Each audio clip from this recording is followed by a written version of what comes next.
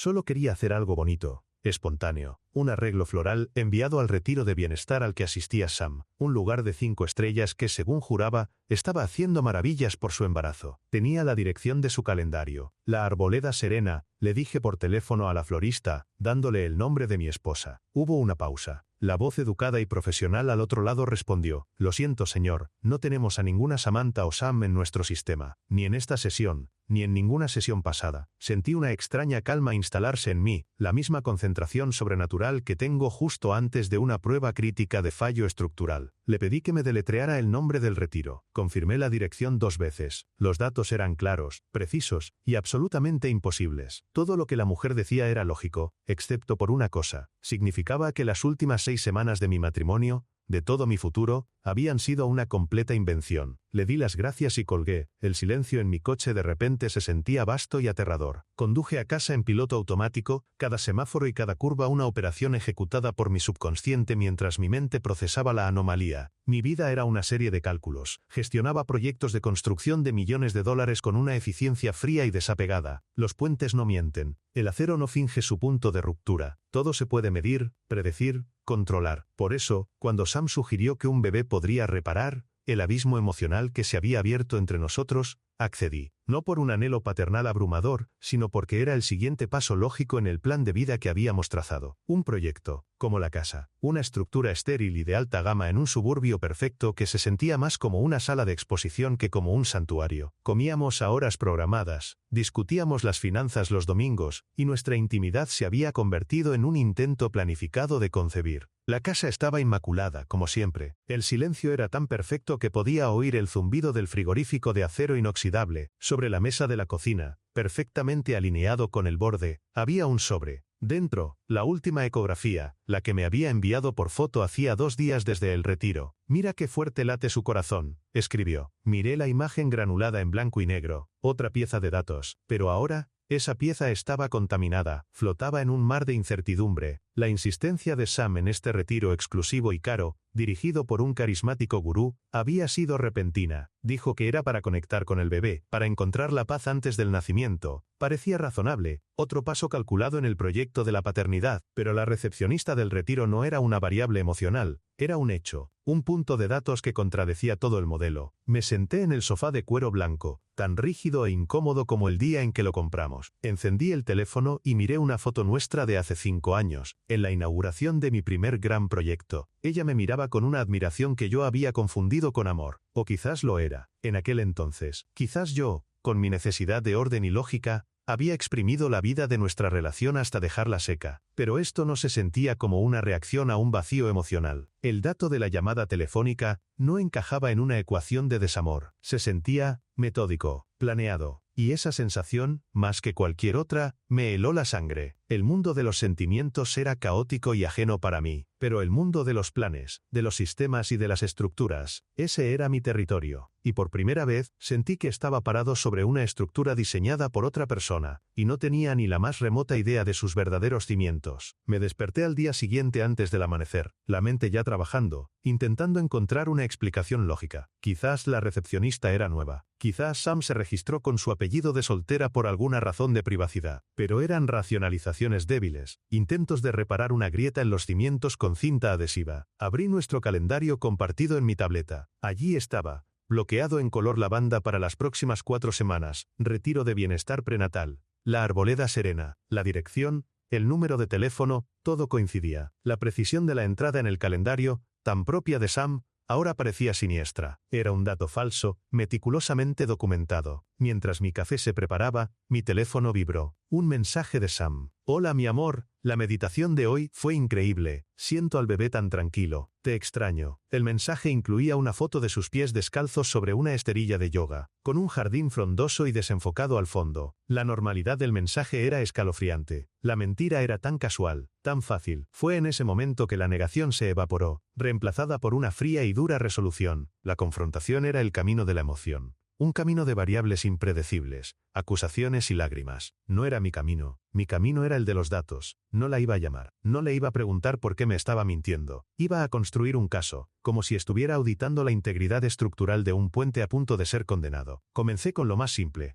nuestras finanzas. Abrí la cuenta de la tarjeta de crédito conjunta en mi ordenador. Allí estaba el cargo de La Arboleda Serena, una suma considerable, pagada hacía 6 semanas, pero al revisar las transacciones más recientes, vi otras cosas. Cargos de restaurantes caros en el distrito financiero de la ciudad, no en la zona rural donde se suponía que estaba el retiro. Pagos recurrentes a una empresa llamada Consultoría AC. No recordaba que la hubiéramos contratado. Abrí una nueva hoja de cálculo, un archivo privado y encriptado. La llamé Proyecto Samantha. Columnas, fecha, hora, gasto, actividad declarada, actividad real por determinar. Empecé a poblarla con los datos de la tarjeta de crédito, cruzándolos con los mensajes de texto que me había enviado. Los almuerzos en la ciudad coincidían con días en que ella decía estar en sesiones de terapia acuática profunda. El patrón era claro, pero el propósito seguía siendo opaco. Una aventura parecía la explicación más simple, la más humana, pero no cuadraba con la Consultoría AC. Movido por un impulso, busqué el nombre de la empresa en Internet. Los resultados fueron escasos, pero encontré un número de teléfono. Mi corazón latía con una fuerza sorda y pesada en mi pecho. Marqué. Una voz profesional de mujer contestó al segundo tono. Finanzas liquidadas, Alex Cruz, ¿en qué puedo ayudarle? Finanzas liquidadas. No era un centro de yoga, no era un terapeuta. Colgué bruscamente, sin decir una palabra. El aire pareció salir de mis pulmones. Alex Cruz. ¿Quién era Alex Cruz? Una búsqueda más profunda me dio la respuesta. Un asesor financiero caído en desgracia hacía una década, implicado en un escándalo de ocultación de activos. Ahora, al parecer, se había reinventado como un solucionador de problemas para los ricos, un especialista en mover dinero discretamente, un liquidador. Mi esposa no estaba en un retiro espiritual, no estaba teniendo una simple aventura, estaba reuniéndose con un especialista en liquidación de activos, y mientras yo estaba en casa, mirando la ecografía de nuestro supuesto hijo, ella estaba pagándole con nuestro dinero. La primera pieza del rompecabezas había encajado, y la imagen que empezaba a formarse no era la de una infidelidad, era la de un atraco. El valle de la calma después del shock inicial fue breve. Pasé una hora sentado en mi escritorio, mirando fijamente la pantalla donde el nombre Alex Cruz parecía burlarse de mí. Esto iba más allá de una traición personal. Esto era una operación, y si iba a entenderla, necesitaba salir de mi zona de confort y entrar en la de ellos. Necesitaba un profesional. Recordé a un investigador privado que mi empresa había contratado años atrás para una diligencia debida en una adquisición hostil. Un hombre discreto, eficiente y caro. Encontré su número y marqué. Al explicarle la situación, omitiendo que se trataba de mi esposa y enmarcándolo como un asunto corporativo interno, sentí una oleada de vergüenza. Estaba tratando mi matrimonio como un caso de espionaje industrial, pero no tenía otra opción. La lógica era la única arma que me quedaba. Le transferí un anticipo y le di la poca información que tenía. El nombre de Sam, el de Alex Cruz, y la dirección del restaurante donde se habían hecho los últimos cargos. Le pedí que fuera invisible. El universo pareció conspirar para aumentar la presión. Esa misma semana, teníamos la cena familiar mensual en casa de los padres de Sam. El ambiente era sofocante,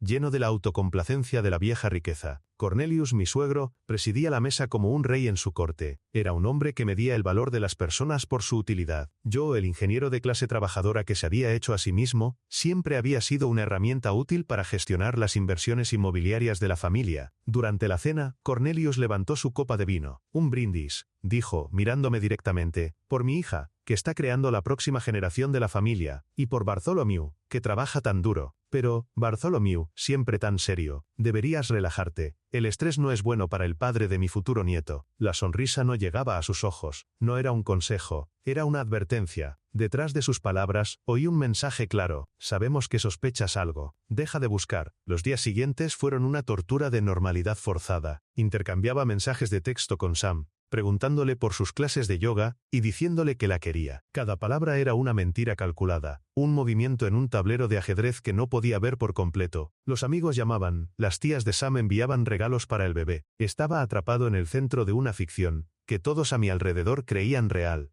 Me sentía como el único cuerdo en un mundo que se había vuelto loco. La soledad era un peso físico, una presión constante en el pecho. Estaba completamente solo, rodeado de gente que me sonreía mientras, sin saberlo, eran cómplices de la demolición de mi vida. La duda empezó a corroerme, ¿Y si me equivocaba? ¿Y si había una explicación inocente para todo? Estaba destruyendo mi matrimonio por paranoia. Necesitaba una prueba, algo innegable que validara mi investigación. El jueves por la noche, mi teléfono sonó. Era un número bloqueado. El investigador. Tengo las primeras fotos, dijo, su voz desprovista de emoción. No está en un retiro. Se está reuniendo con Alex Cruz y 2 hombres, que he identificado como contadores forenses, de un bufete de primer nivel. Y no están en un café. Están en el vestíbulo del edificio Atlas. Mi sangre se heló. El edificio Atlas era la sede de nuestro proyecto inmobiliario conjunto más grande. Nuestra principal inversión. No estaban teniendo una aventura. Estaban auditando mi vida. Recibí las fotos por correo electrónico encriptado esa misma noche. Eran de alta resolución, tomadas con un teleobjetivo. Sam, radiante y sonriente, vestida con un traje de negocios impecable, no con ropa de yoga. Estaba de pie junto a Alex Cruz, el supuesto gurú, que en realidad parecía más un tiburón financiero. Junto a ellos, 2 hombres de aspecto severo con maletines. La ubicación era inconfundible. El vestíbulo de mármol del edificio Atlas. Nuestro proyecto estrella. Eran pruebas, pero no una confesión. Podría argumentar que estaba buscando asesoramiento financiero para el futuro del bebé. Una mentira plausible. Así que mantuve la farsa. Le envié un mensaje. Espero que estés encontrando la paz que buscabas, cariño. Te quiero. La respuesta fue casi instantánea. Muchísima. Siento que por fin estoy haciendo lo correcto para nuestra familia. Te quiero más. La hipocresía me revolvió el estómago. Durante los días siguientes, intenté crear una falsa calma, una rutina normal para no levantar sospechas. Me sumergí en el trabajo, buscando refugio en la certidumbre de la física y las matemáticas. Las ecuaciones de tensión y compresión eran un bálsamo para mi mente caótica. Al menos el hormigón armado se comportaba como se esperaba. Pero la presión seguía aumentando. El investigador me informó de que el equipo de Sam era extremadamente cuidadoso. Usaban coches diferentes, cambiaban de lugar de reunión en el último minuto y sus comunicaciones estaban fuertemente encriptadas. Obtener más información se estaba volviendo difícil y los costos de la vigilancia se disparaban. Parecía que cada pequeño avance que hacía venía seguido de un nuevo muro. Sin embargo, tuve una pequeña victoria. Usando mis credenciales de director del proyecto, solicité un acceso más profundo a las cuentas de la empresa conjunta, algo que normalmente delegaba en los contables designados por Cornelius. Me tomó noches enteras de revisión, pero finalmente encontré lo que buscaba, una serie de transferencias pequeñas pero regulares a una sociedad holding que no reconocía. Estaban disfrazadas de gastos de consultoría, demasiado pequeñas para activar las alarmas automáticas pero constantes. Un goteo lento y sistemático de fondos fuera de nuestra empresa. La estructura estaba siendo debilitada desde dentro, viga a viga. El punto de inflexión llegó un martes por la tarde. Estaba trabajando hasta tarde en mi oficina, revisando los planos de un nuevo paso elevado. La quietud del edificio vacío era mi santuario. De repente el vigilante nocturno llamó a mi puerta. «Disculpe, señor. Ha llegado un mensajero con un paquete urgente para su esposa. La dirección de entrega era esta. Supongo que fue un error». Me entregó un sobre rígido de tamaño legal. El remitente era el bufete de abogados de la familia de Cornelius. Mi corazón se detuvo. Sabía que no debía. Sabía que era una violación de la privacidad, un punto de no retorno. Pero también sabía que, con toda probabilidad, la respuesta a todo estaba dentro de ese sobre. Lo firmé, agradecí al vigilante y cerré la puerta. Me senté en mi escritorio, el paquete frente a mí,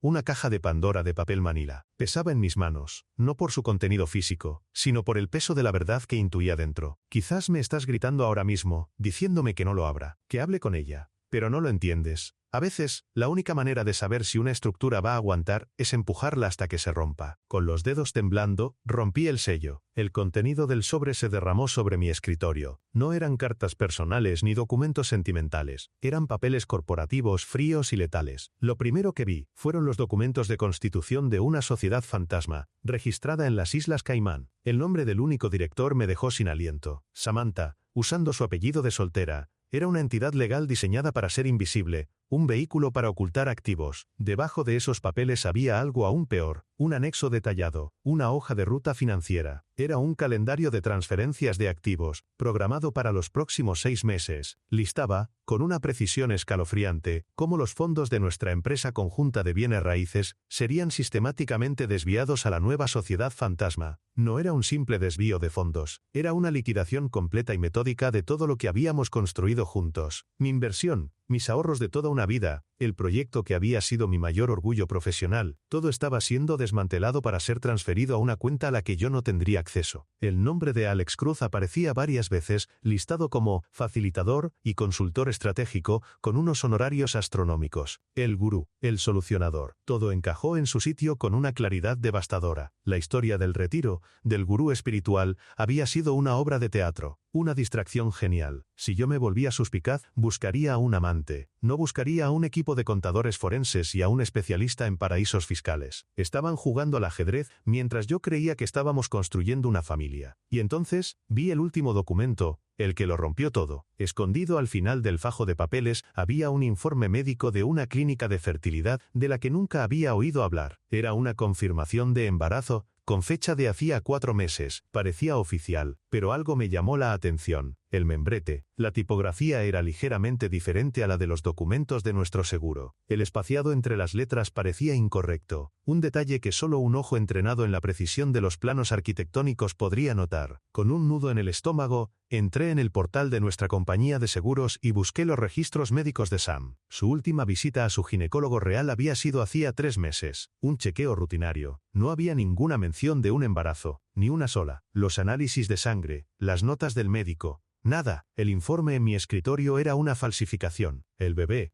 no era real. Nunca lo fue, era solo otra herramienta en el plan, la palanca emocional definitiva para mantenerme dócil y confiado mientras me despojaban de todo. La ecografía, los textos sobre las pataditas, las conversaciones sobre nombres, todo era parte del guión. En ese momento, en la fría y silenciosa oficina, obtuve mi victoria. Tenía la verdad, la prueba irrefutable, pero el precio de esa victoria era la demolición absoluta de mi realidad. Mi esposa no me estaba engañando, me estaba ejecutando, y el hijo que yo creía que iba a salvar nuestro matrimonio era el arma que ella usaba para hacerlo. La oficina, que antes era mi santuario de lógica y orden, se transformó en una cámara de vacío. El zumbido del ordenador se convirtió en un rugido ensordecedor en mis oídos. El mundo exterior dejó de existir. Solo existía la pila de papeles sobre mi escritorio, un monumento a una traición tan calculada y profunda que mi mente luchaba por procesarla. No sentía rabia, no al principio. Sentía una desconexión total, como si estuviera observando los planos de la demolición de un edificio ajeno. Desbloqueé mi teléfono y comencé a deslizarme por las fotos. Sam y yo en nuestra luna de miel en Italia, sonriendo. Sam y yo firmando la hipoteca de la casa, su mano sobre la mía. Sam y yo en la tienda, mirando cunas y sosteniendo un par de patucos amarillos. Cada recuerdo estaba ahora contaminado, recontextualizado. No eran momentos de una vida compartida, eran hitos de un proyecto a largo plazo, una transacción comercial. Yo aportaba la estabilidad financiera y la reputación. Ella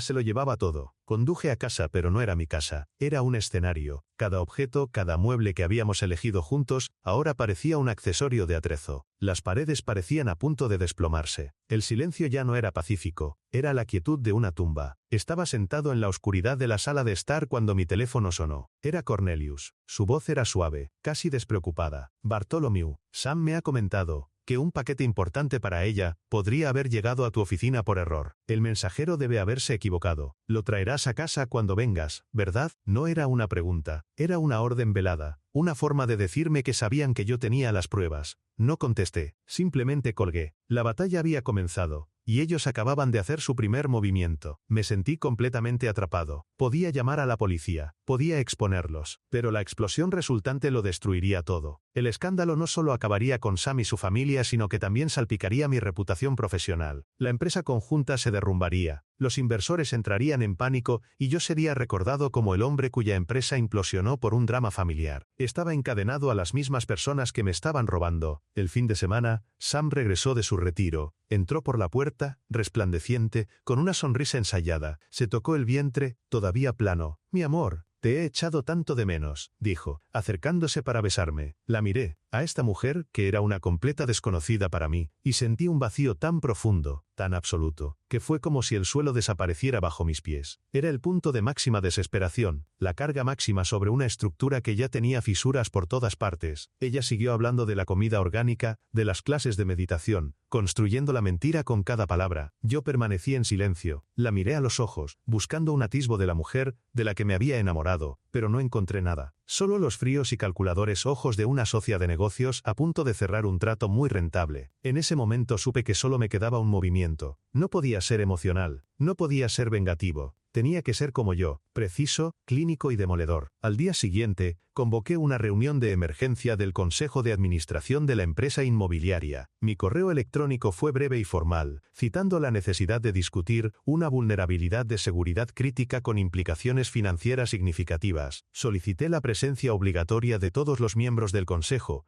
incluido su presidente Cornelius, y añadí una línea al final. Dada la naturaleza del asunto, también he invitado a mi esposa Samantha, para que esté presente, como parte interesada en el futuro de nuestro patrimonio familiar. Sabía que no podrían negarse sin levantar sospechas. El escenario estaba listo. La sala de juntas de nuestra oficina, una caja de cristal, con vistas a la ciudad que yo había ayudado a construir. Llegué primero, preparé el proyector y esperé. Entraron uno por uno. Cornelius a la cabeza, con su habitual aire de autoridad. Sam entró a su lado, con un vestido elegante, sonriéndome con una mezcla de confusión y cautela. Se sentaron frente a mí. El ambiente era tenso, cargado de preguntas no formuladas. No hubo saludos. Me puse de pie, con el mando del proyector en la mano, y la primera diapositiva apareció en la pantalla. El título era Análisis de vulnerabilidad estructural e intento de adquisición hostil. No grité, no acuse con acento agudo. Mi voz era monótona, la misma que usaba para presentar un informe técnico. Con una precisión fría e impersonal, expuse los hechos como si estuviera describiendo un ataque de un tercero anónimo. Se ha detectado una entidad externa desconocida que ha estado extrayendo fondos sistemáticamente a través de gastos de consultoría fraudulentos, dije, mostrando los extractos bancarios. Esta entidad ha establecido una sociedad fantasma en el extranjero con el fin de absorber los activos de nuestra empresa. Proyecté los documentos de constitución de la sociedad de Sam, con su nombre oculto por un recuadro negro. Vi un destello de pánico en los ojos de Cornelius. Sam se puso pálida. Continué presentando el calendario de transferencias, describiéndolo como una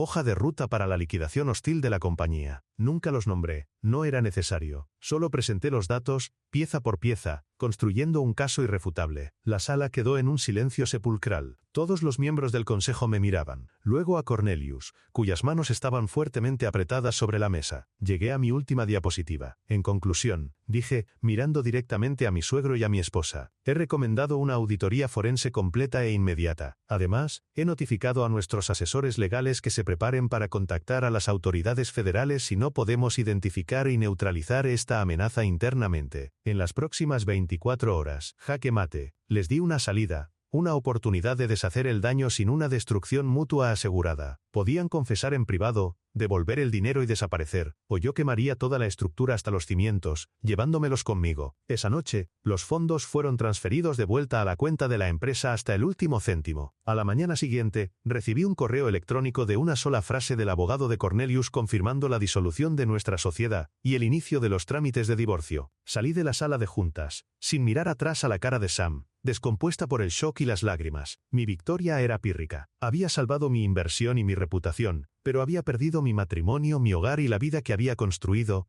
que ahora no era más que una cáscara vacía. Semanas después, me encontraba en un apartamento más pequeño y funcional. Había una mesa de dibujo junto a la ventana. Sobre ella, los bocetos de un nuevo puente. Algo limpio, lógico y verdadero. Una estructura diseñada para soportar cualquier tormenta, para conectar dos puntos de la forma más eficiente posible. Había regresado al mundo simple y tangible de la ingeniería pura, lejos del desordenado e ilógico mundo de las relaciones humanas, un campo donde había aprendido, de la manera más dura, que algunas estructuras simplemente no están hechas para durar.